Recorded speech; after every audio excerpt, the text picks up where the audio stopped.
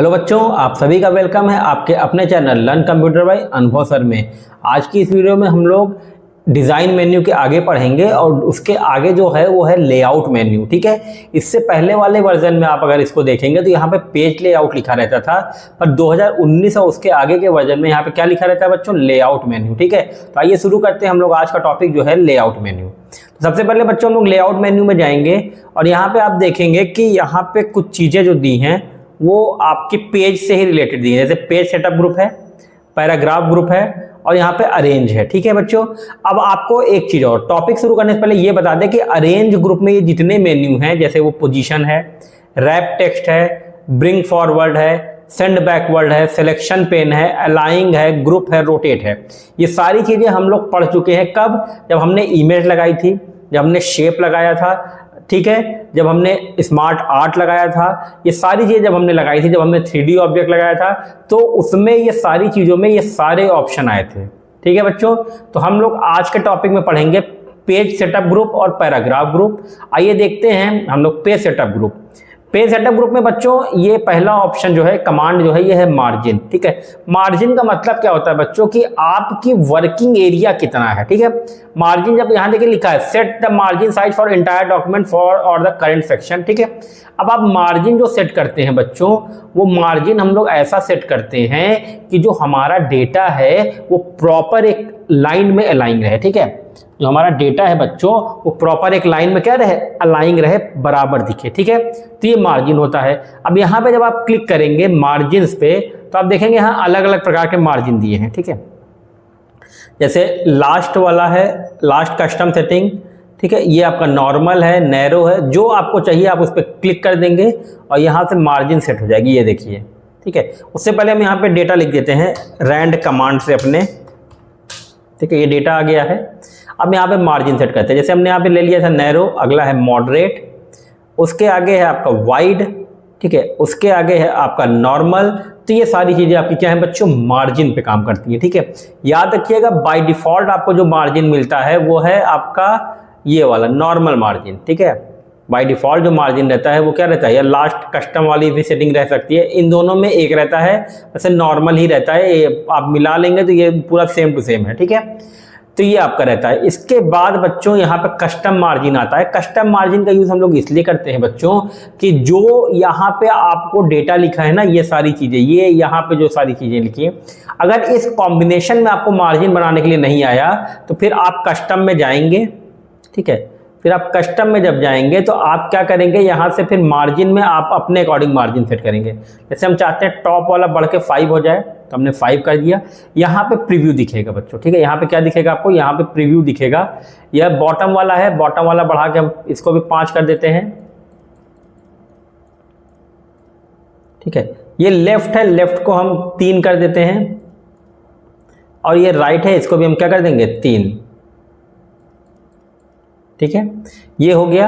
अब यहाँ पे इसको हम ओके कर देंगे और इसी तरह की मार्जिन पूरे पेज पे क्या हो गई, डॉक्यूमेंट में सेट हो गई। ठीक है, पर आपने एक चीज़ ध्यान दिया होगा बच्चों, जब कस्टम मार्जिन में हम गए थे तो यहाँ पे एक ऑप्शन है गटर। ठीक है, अब ये गटर क्या होता है बच्चों, देखिए गटर मतलब होता है जब आप किसी बुक को बाइंड करते हैं या किसी डॉक्यूमेंट को स्पाइरल कराते हैं तो उसका ये जो हिस्सा है ना, ये कहीं ऐसा ना हो कि स्पाइरल करते समय चला जाए, तो यहाँ पे वाइट स्पेस एक्स्ट्रा छूटता है, तो वही आपका गटर होता है। ठीक है, जैसे मान लीजिए हम गटर बढ़ा देंगे तो आप यहाँ पे प्रीव्यू में देखेंगे कि यहाँ पे ऑप्शन बन के आएगा कि बाइंडिंग का। ठीक है, जैसे ये।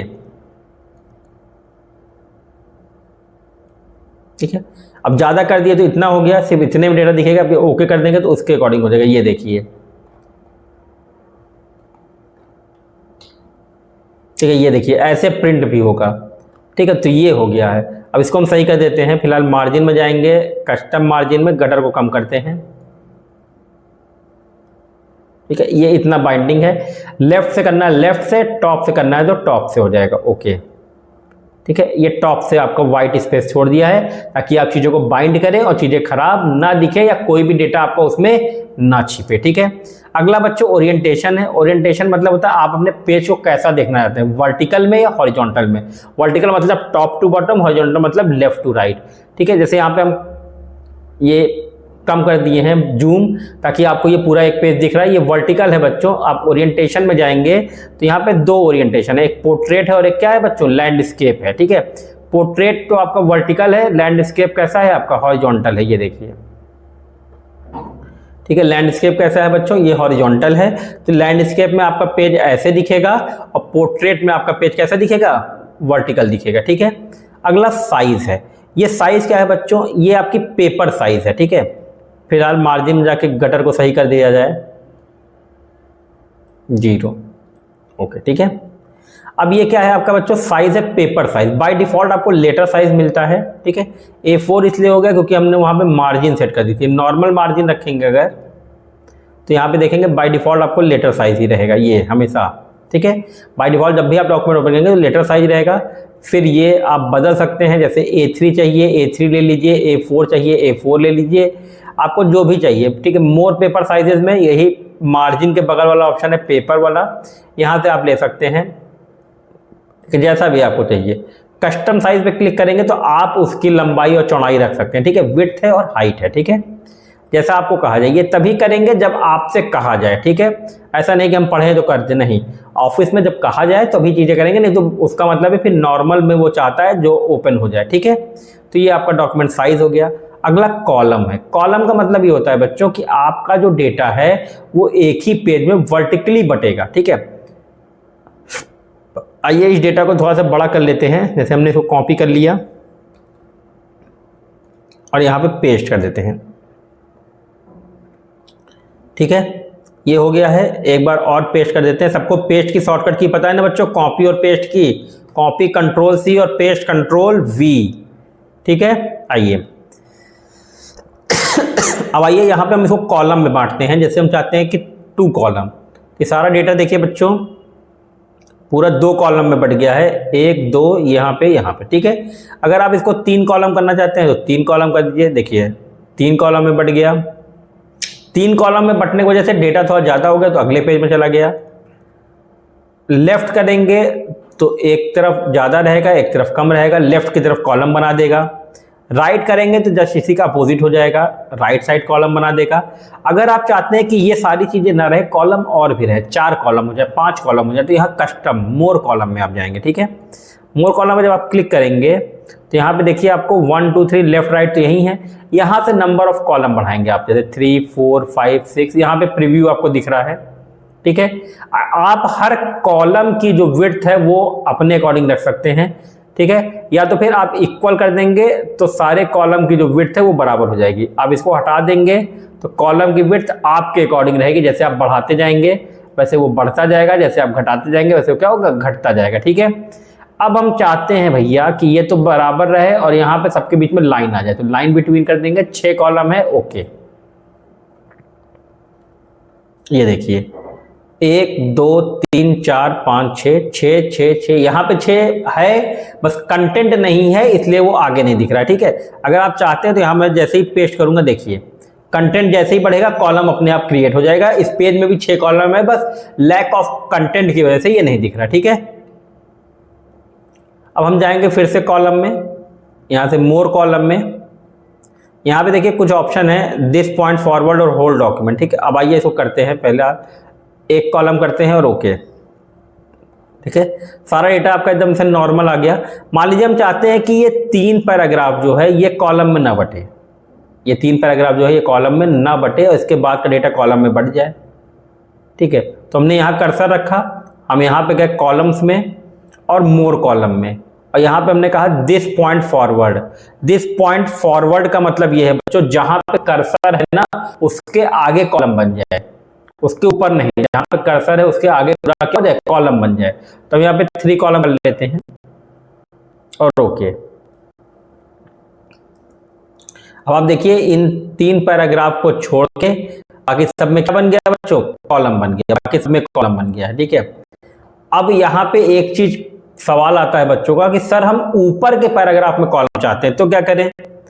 ठीक है, तो ऊपर के पैराग्राफ में अगर यहाँ कर्सर रख के दिस पॉइंट फॉरवर्ड करो तो आगे पूरे में बन जाएगा। ठीक है, तो उसकी एक तरीका होता है, आई सेलेक्शन करके देखते हैं। जैसे सेलेक्ट कर लिए, फिर हम कॉलम में गए, हमने कहा 3 दिख रहा है, जितना सिलेक्टेड एरिया रहेगा वो कॉलम में डिवाइड हो जाएगा। ठीक है, एक तो ये तरीका है, एक तरीका और है वो ही आपको बताएंगे। आगे आते हैं हम लोग ब्रेक्स में। ब्रेक्स का मतलब होता है बच्चों तोड़ना, ठीक है। तो यहाँ पे हम डॉक्यूमेंट को तोड़ेंगे, ठीक है। डॉक्यूमेंट में जहां कर्सर होगा, जैसे मान लीजिए पेज ब्रेक है, कॉलम ब्रेक है, टेक्स्ट रैपिंग है, ठीक है।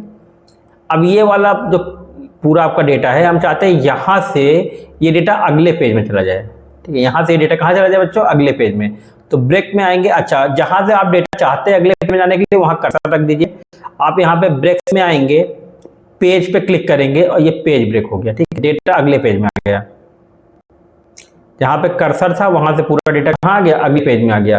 आप यहाँ दौड़ाना चाहते हैं, देखिए जूम कम किए हैं, हो सकता है आप लोग समझ में आ जाए। जैसे यहाँ से गए ब्रेक किए पेज, देखिए यहाँ से डेटा हट के यहाँ गया, और जैसे जैसे डेटा बढ़ता जाएगा पेज यहाँ पे बढ़ता जाएगा, ठीक है बच्चों। तो ये तो पेज ब्रेक हो गया। अगला आपका क्या है बच्चों? Column break. क्या है? Column break. कॉलम ब्रेक के लिए आपको कॉलम अप्लाई करने की जरूरत है। जैसे मान लीजिए हम इसको पूरा हटा देते हैं, फिर यहाँ पे डेटा लिखते हैं,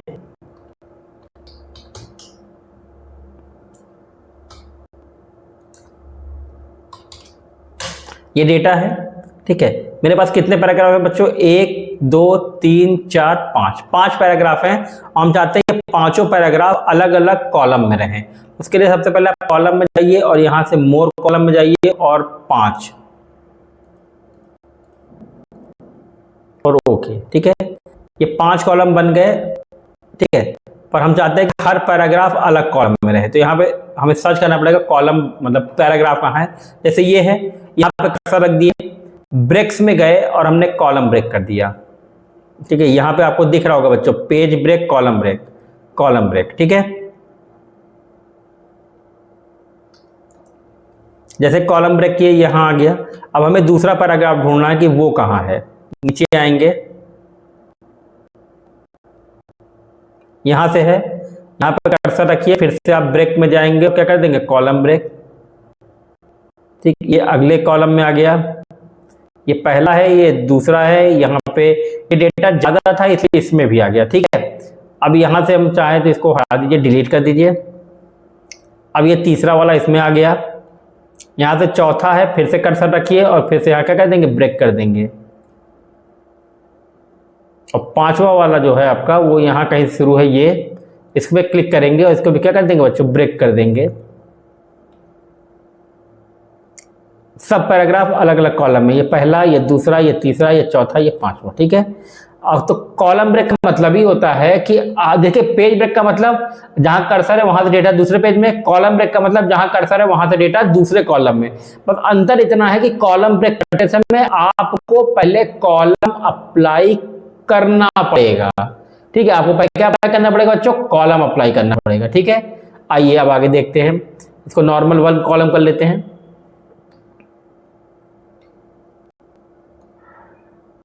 ठीक है। आइए ये देखिए, अब 1 कॉलम किए तो एक एक पेज में एक एक पैराग्राफ आ गया है। कंट्रोल जेड से अंडू कर लेते हैं, ठीक है। अब यहाँ ब्रेक में क्या है? तो टेक्स्ट रैपिंग। टेक्स्ट रैपिंग का मतलब ये होता है, जैसे मान लीजिए हम यहाँ पे इंटर किए, ठीक है। इंटर किए और होम में गए, यहाँ पे हमने ये देखा हाइड एंड वो, ठीक है। तो यहाँ पे क्या बता रहा है कि पैराग्राफ यहाँ खत्म है, यहाँ से नया पैराग्राफ शुरू है, ठीक है। यहाँ पे क्या शुरू है बच्चों? नया पैराग्राफ। पर हम चाहते हैं कि नहीं, ये नया पैराग्राफ ना हो, ये नई लाइन ही रहे, ठीक है। ये नया पैराग्राफ ना हो, नई लाइन ही रहे। आइए जैसे इसको मान लीजिए हम फिर से कुछ डेटा लिखते हैं, इज इक्वल टू,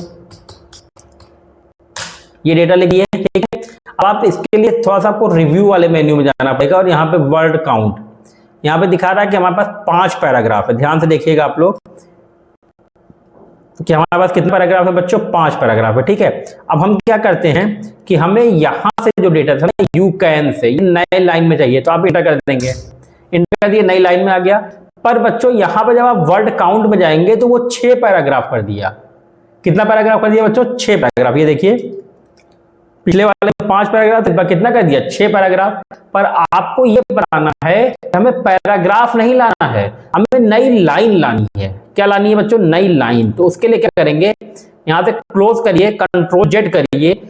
आप चाहे तो होम में से ये हटा सकते हैं, हाइड वाला, शो वाला, ठीक है। हम फिर से आ जाएंगे लेआउट में। अब यहां से हम कर देंगे जहां से आपको चाहिए, यहां पे करता रहे, यहां से टेक्स्ट रैपिंग कर देंगे। क्या करेंगे बच्चों? टेक्स्ट रैपिंग, क्लिक करिए। आपको नई लाइन ही लग रही है, ये भी उसी तरह आया है, उसी तरह नीचे आया है, बस अब ये पैराग्राफ नहीं बना है, ठीक है। अब आप यहाँ पे देखिए होम में जाएंगे, जब आप यहाँ पे करेंगे तो आप यहाँ पे एक सिंबल देख रहे होंगे, ये इसका मतलब है कि ये क्या हुआ है बच्चों, ये टेक्स्ट रैपिंग हुई है। यहाँ पे पेज ब्रेक का टेक्स्ट रैपिंग ब्रेक लगा है, इसीलिए यहाँ पे ये सिंबल है। वरना अगर ये इंटर किए होते तो ये अलग से यहाँ पे पैराग्राफ क्या बताता, एंड हो गया और नया पैराग्राफ शुरू हो गया।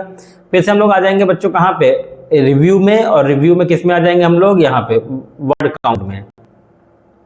अब देखिए 5 ही पैराग्राफ बता है ना, कितना बता रहा है बच्चों, अभी भी 5 ही पैराग्राफ बता रहा है। तो हमें जब नई लाइन बनानी हो, नया पैराग्राफ ना बनाना हो, तो हम वहां पे टेक्स्ट रैपिंग ब्रेक लगा सकते हैं, ठीक है। आइए ओके, अब हम आते हैं बच्चों सेक्शन ब्रेक पे। यहाँ पे पेज ब्रेक के साथ आपका एक ऑप्शन था सेक्शन ब्रेक, ठीक है, ये सेक्शन ब्रेक है, नेक्स्ट पेज, ठीक है। यहाँ से आप हेडिंग देख सकते हैं। अभी तक जो चीजें हम लोग पढ़ रहे थे वो पेज ब्रेक में थी, पेज, कॉलम और टेक्स्ट रैपिंग। अब हम लोग आएंगे बच्चों सेक्शन ब्रेक में, इसमें नेक्स्ट पेज कॉन्टिन्यूअस, इवन और ऑड है, ठीक है। आइए यहां से हटा देते हैं, ठीक है। अब देखिए सेक्शन ब्रेक क्या करता है, सेक्शन ब्रेक आपके डेटा को नए पेज में भले न ले जाए, पर वहां से 2 पेजों को अलग सेक्शन में बांट देता है, कि मतलब दोनों पे अलग अलग चीजें अप्लाई हो, ठीक है। जैसा याद है हमने अभी पिछले वीडियो में क्या पढ़ा था, बॉर्डर। तो बॉर्डर में वहां पे होल डॉक्यूमेंट पे लग रहा था, पर अगर हम चाहते हैं कि नहीं पहले पैराग्राफ पे दूसरा बॉर्डर लगे, ठीक है, और यहाँ पे फिर दूसरा पैराग्राफ, दूसरा पेज ले आते हैं, तीसरा पेज ले आते हैं, ये आपके 3 पेज हैं, हम चाहते हैं तीनों पे अलग अलग बॉर्डर लगे, तो उसके लिए आपको क्या करना है, आपको तीनों पेज को सेक्शन ब्रेक में बांटना है, ठीक है। इसमें बांटना है सेक्शन ब्रेक में। जैसे यहाँ पे दूसरे पे कर्सर रखिए और आप फिर से जाएंगे लेआउट में, ब्रेक्स में और सेक्शन ब्रेक में, नेक्स्ट पेज कर देंगे। यहाँ पे कर्सर रखेंगे, फिर से आप जाएंगे किसमें, ब्रेक्स में जाएंगे और यहाँ से नेक्स्ट पेज कर देंगे। अब आप देखेंगे सेक्शन ब्रेक हो गया है। आप कैसे पता चलेगा, डबल क्लिक करेंगे हेडर फुटर पे, जब हेडर फुटर एक्टिव होगा तो ये आपको बताएगा सेक्शन 1, सेक्शन 2 और सेक्शन 3, ठीक है, ये वो बताएगा। अब हमें बॉर्डर लगाना है, पहले पेज पे एक्टिव कर लीजिए, पहला सेक्शन एक्टिव है, फिर से डिजाइन में जाएंगे और यहां से हम आ जाएंगे पेज बॉर्डर पे, ठीक है। अब यहाँ पे आपको कुछ चीजें दिखानी है, जैसे ये होल डॉक्यूमेंट है, दिस सेक्शन है, this section first page, this section all except first page, ठीक है। तो हम यहाँ पे कहते हैं दिस सेक्शन, अभी हमें हर सेक्शन में अलग लगाना है, दिस सेक्शन, यहाँ पे ये ले लेंगे, ओके। फिर यहाँ पे आ गए, फिर हम करेंगे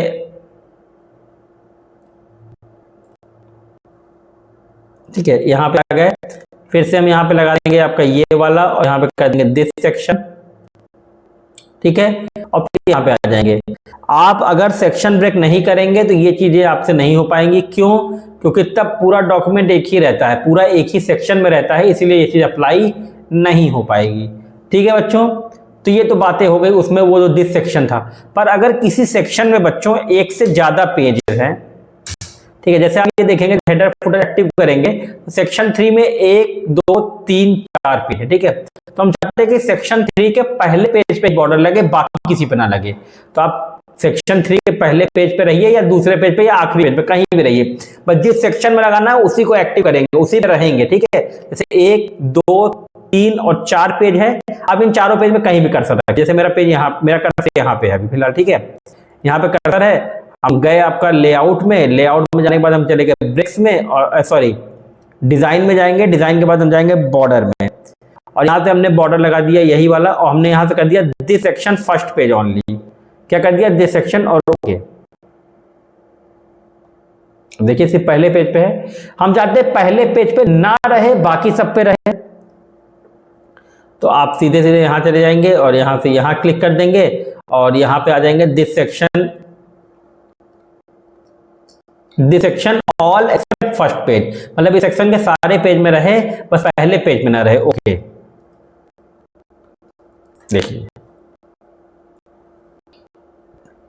ठीक है, पहले पेज को छोड़ के बाकी सब पे आपका क्या लग गया है, बॉर्डर लग गया है, और इन पे लगाइए, अलग अलग सेक्शन है, ठीक है। अब आपको एक चीज बताते हैं, सेक्शन ब्रेक से एक और फायदा होता है कि आप अलग अलग सेक्शन में अलग अलग हेडर लगा सकते हैं, ठीक है। बॉर्डर हम हटा देते हैं,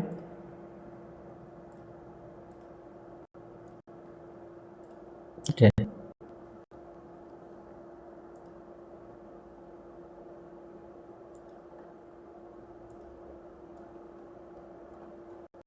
ठीक है, ये सब पे देखिए बॉर्डर हट गया है। ठीक है, अब आइए, अब मान लीजिए अलग अलग हमें हेडर अलग अलग चाहिए सब पे। ठीक है, तो आप क्या करेंगे, जब आप हेडर पे क्लिक करते हैं बच्चों, ठीक है, जब आप हेडर पे क्लिक करते हैं तो यहाँ पे थोड़ा सा करते हैं ऐसे, ये देखिए हेडर सेक्शन 2 हेडर सेक्शन 3 पर यहाँ पे लिखा सेम एज प्रीवियस। ठीक है, सेम एज प्रीवियस, और तो आपको ये हटाना है। तो आप क्या करेंगे, हेडर 2 में आएंगे और यहाँ से लिंक टू प्रीवियस हटा देंगे। ये कहाँ मिलेगा आपको, डिजाइन वाले मेन्यू में। जब हेडर फुटर एक्टिव होगा ना, उसका डिजाइन मेन्यू होता है। आपको मैंने ये हेडर फुटर में पढ़ाया है। ठीक है, ये ऑप्शन नहीं पढ़ाए थे, तो ये आपका प्रीवियस है, आप पीछे वाले में आ गए, ये नेक्स्ट है, आप आगे वाले में आ गए। ठीक है, ये ऑप्शन वहां पे छोड़ा गया था इसीलिए कि सेक्शन ब्रेक जब पढ़ाया जाएगा तब बताया जाएगा। लिंक प्रीवियस है, इसको हटा दीजिए, लिंक हट गया। अब यहाँ पे आ जाइए हेडर 3 में, यहाँ पे क्लिक करिए, फिर से लिंक टू प्रीवियस हटा दीजिए। ठीक है, ये भी हट गया। अब आप चाहें तो दोनों में अलग लिख सकते हैं, जैसे हम ये लोगो हटा दिए। ठीक है, और इसमें हम नाम हटा दिए। हेडर में नहीं, फुटर में भी आप ये होगा। ठीक है, ये हो गया। अभी आप फुटर में भी देखिए सेम एज प्रीवियस लिखा ही है, तो फुटर को वैसे ही रहने देते हैं।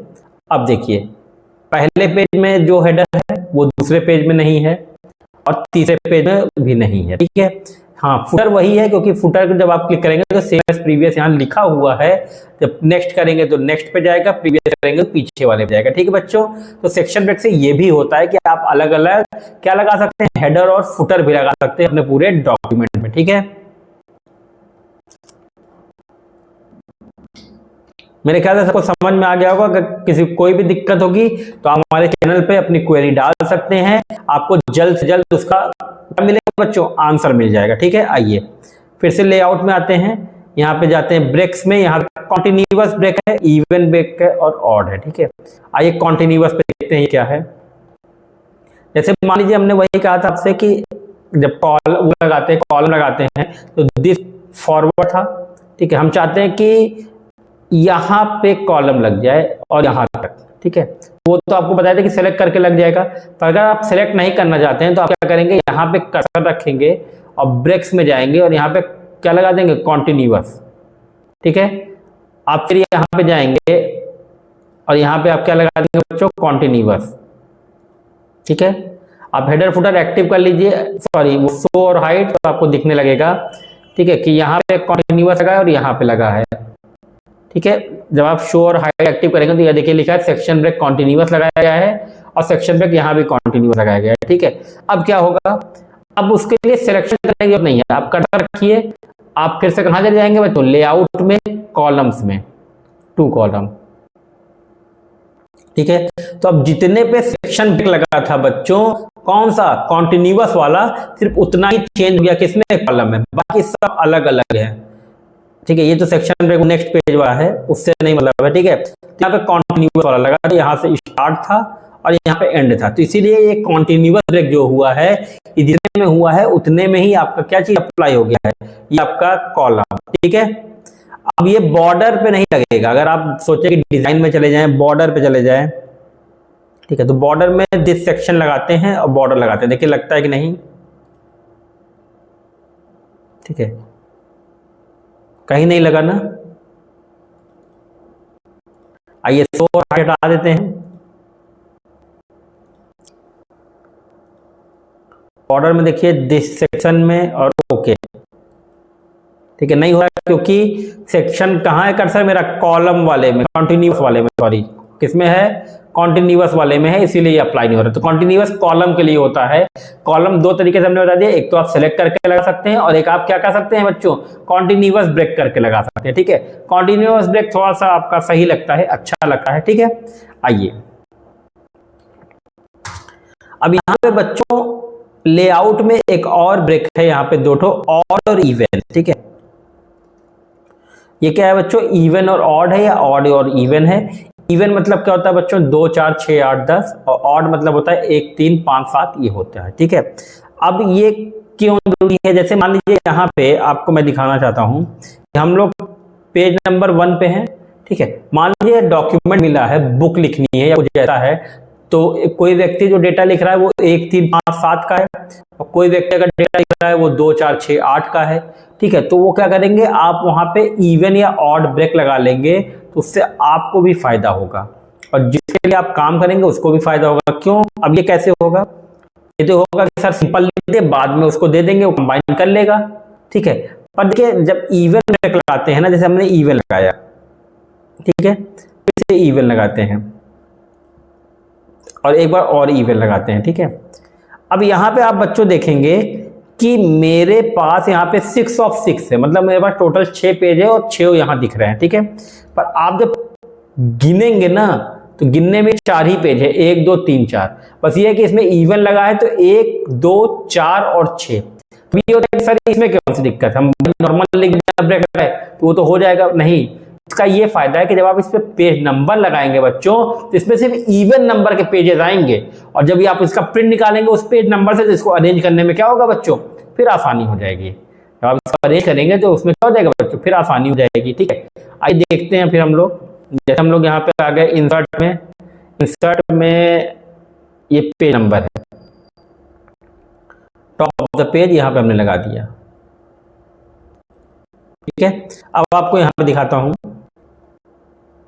ये 1 है, ठीक है, ये 2 है, ये 4 है और ये 6 है। अब ये जब भी प्रिंट होगा तो उसको, जिसके लिए आपने ये डॉक्यूमेंट बनाने से पता कि ये 2 नंबर का पेज है, ये 4 नंबर का पेज है, ये 6 नंबर का, ये 8 नंबर का, और इसी तरह इवन भी होगा। इवन में वो क्या हो जाएगा बच्चों, 1 3 5 7 ऐसे हो जाएगा, ठीक है। एक कंपलसरी रहेगा क्योंकि एक पेज उसमें रहता ही है, ठीक है बच्चों। तीसरे आपका ऑड और इवन हो चलता है। लेआउट में आएंगे, अगला इंडेंट है। इंडेंट क्या करता है, इसके लिए हमें डेटा लिखना पड़ेगा, हम वो डेटा लिख लेते हैं।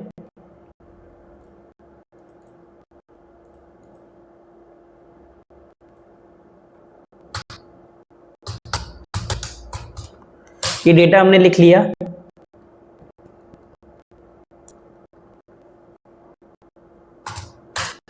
ठीक है, ये यहां पे डेटा आ गया है। अब लेआउट में आइए, इंडेंट का मतलब होता है, लेफ्ट इंडेंट का मतलब होता है, 2 इंडेंट है बच्चों यहाँ पे, लेफ्ट और राइट। लेफ्ट का मतलब होगा कि आपके एक्टिव पैराग्राफ को ये डेटा कहां भेजेगा बच्चों, राइट साइड। कहां भेजेगा, राइट साइड। लेकिन लेफ्ट इसलिए लिखा क्योंकि आपका लेफ्ट कंप्यूटर का राइट है और आपका राइट कंप्यूटर का लेफ्ट है, तो हमारे लिए राइट साइड जाएगा तो हम वही मानेंगे, ठीक है। एग्जाम में वही देंगे, राइट साइड अपना मानेंगे, बस कंप्यूटर का नहीं। तो जैसे इस पे कर्सर है मेरा पहला पैराग्राफ पे, इसको बढ़ाते जाएंगे और ये पैराग्राफ मूव होता जाएगा, देखिए, ठीक है। ये मूव होके कहां चला गया बच्चों, राइट साइड में चला गया। दूसरे पैराग्राफ में आएंगे, इसमें हम राइट लगा देंगे, ये डेटा लेफ्ट साइड में चला जाएगा, ये देखिए राइट साइड से मूव होकर कहां चला गया बच्चों, लेफ्ट साइड में चला गया है, ठीक है। और इसमें लेफ्ट वाला क्या हुआ, डेटा राइट साइड चला गया है। इसको आप 0 कर दीजिए तो बराबर हो जाएगा, ठीक है। और इस पे कर्सर रखेंगे तो इसको भी 0 कर देंगे तो ये भी क्या हो जाएगा बच्चों, बराबर हो जाएगा। माइनस में नहीं करेंगे, 0 कर देंगे, ठीक है। आइए सॉरी, अब यहाँ पे बिफोर और आफ्टर है। बिफोर का मतलब होता है पहले और आफ्टर का मतलब होता है बाद में। जैसे मान लीजिए हम चाहते हैं पहले और दूसरे पैराग्राफ के बीच में स्पेस है, तो कर्सर का पोजीशन बहुत जरूरी है। The position of the cursor is very important. इस समय मेरा कर्सर जो है बच्चों वो पहले पैराग्राफ पे है, अगर आप बिफोर करेंगे तो पहले दूसरे पे नहीं होगा, पहले और उसके ऊपर हो जाएगा। तो हमें आफ्टर करना, क्या करना बच्चों, आफ्टर। ये देखिए, क्योंकि आपको ये निर्धारित करना है कि आपका जो बिफोर और आफ्टर है वो किसके बीच में कहा है। जैसे पहले और दूसरे के बीच में कहा था, कर्सर पहले पे था तो आफ्टर। अगर यही पहले और दूसरे के बीच में कहता और कर्सर आपका बच्चों दूसरे पे होता ना, यहां पे, तब वो क्या लगता, बिफोर। तो वो क्या लगता है बच्चों, बिफोर, ठीक है। तो कर्सर की पोजीशन पे डिपेंड करता है कि आप बिफोर लगाएंगे कि आफ्टर, ठीक है। तो हमने ये भी पढ़ लिया, पैराग्राफ में इंडेंट भी पढ़ लिया, स्पेसिंग भी। अब एकदम नई चीज बताता हूं बच्चों, ये कोई नहीं बताता, ठीक है। आप YouTube पे सर्च कर लीजिएगा, बहुत कम लोग मिलेंगे जिसने ये चीज बताया है, ठीक है। मैं आपको बताने जा रहा हूं कि आपके 4 इंडेंट, कितने बच्चों, 4 इंडेंट जो है वो रूलर पे भी रहते हैं। रूलर मतलब ये जो स्केल है ऊपर वाली ना, ये इस पे 4 इंडेंट रहते हैं। कहाँ कहाँ रहते हैं आइए देखते हैं। ठीक है, तो आइए मेरे साथ जुड़ जाइए, आपको मैं 4 इंडेंट दिखाता हूँ। यहाँ पे कर्सर रखोगे तो ये लेफ्ट इंडेंट है, देखिए नाम लिख रहा है, क्या है बच्चों, लेफ्ट इंडेंट। यहाँ पे ऊपर कर्सर रखोगे ये हैंगिंग इंडेंट है। ठीक है, यहाँ पे और ऊपर कर्सर रखोगे तो फर्स्ट लाइन इंडेंट है, और एक इंडेंट इधर है वो है राइट इंडेंट। ठीक है, तो ये 4 इंडेंट जो है आपके बच्चों ये रूलर पे भी रहते हैं, और ये आपको कोई जल्दी बताता नहीं है। ठीक है, अब ये काम कैसे करते हैं, जैसे मान लीजिए मेरा पहला पैराग्राफ एक्टिव है, हमने नीचे कर्सर पे रखा, लेफ्ट इंडेंट पूरा सिर सरका दिया तो ये राइट साइड चला गया। हमने यहां कर्सर रखा हैंगिंग, हैंगिंग में क्या होता है बच्चों, पहली लाइन वहीं रहती है, बाकी डेटा मूव हो जाता है, ये देखिए। ठीक है, कर्सर तब तक उस पर रखे रहिएगा जब तक वो क्या ना हो, नाम ना लिख जाए, ताकि आपको पक्का क्लियर हो कि मेरा डेटा वहीं पे है, वही मूव करेगा। फिर यहाँ पे रखे, ऊपर रखे तो क्या है, ये फर्स्ट लाइन, इसको मूव कर दिए तो इसमें सिर्फ पहली लाइन मूव होती है, बाकी पैराग्राफ वहीं रहता है। और आखिरी में बच्चों राइट इंडेंट है तो राइट वाला यहां मूव कर देंगे और ये आपका पूरा पूरा लेफ्ट साइड चला जाएगा। ठीक है बच्चों, कोई दिक्कत? ठीक है, चलिए आज के इतना ही है। हमारे साथ जुड़े रहने के लिए बहुत बहुत धन्यवाद, और आप लोग जितने लोग भी हमें सपोर्ट कर रहे हैं उनका भी बहुत बहुत धन्यवाद है। ठीक है, इसी तरह चैनल को सब्सक्राइब करते हैं, आप भी पढ़ें, अपने दोस्तों को भी बताएं, इतना डिटेल में एमएस वर्ड कोई नहीं पढ़ाएगा। तो हमारे साथ बने रहे, जल्दी ही एमएस वर्ड खत्म होगा, फिर हम लोग एक्सेल पे भी आएंगे, तो आप भी पढ़ें, दोस्तों को भी बताएं और इसका लाभ उठाएं। ठीक है बच्चों, तो आज के लिए इतना ही, धन्यवाद।